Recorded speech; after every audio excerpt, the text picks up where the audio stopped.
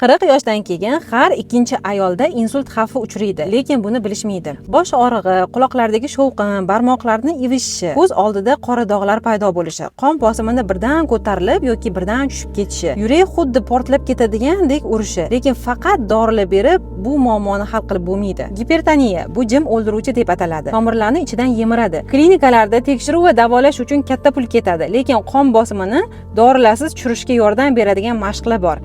Bu qadimgi Xitoy usuli bo'lib, kuniga atigi 8 daqiqa bajarishi o'zi yetadi. 3 ta oddiy mashq. Birinchisi palomastik.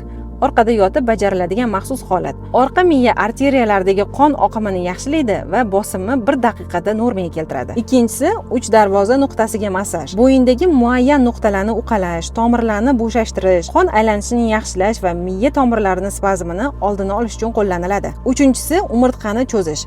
Umurtqada qisilgan nerv tolalarini ochib, yurak faoliyatini yaxshilaydi va qon bosimini normaga keltiradi.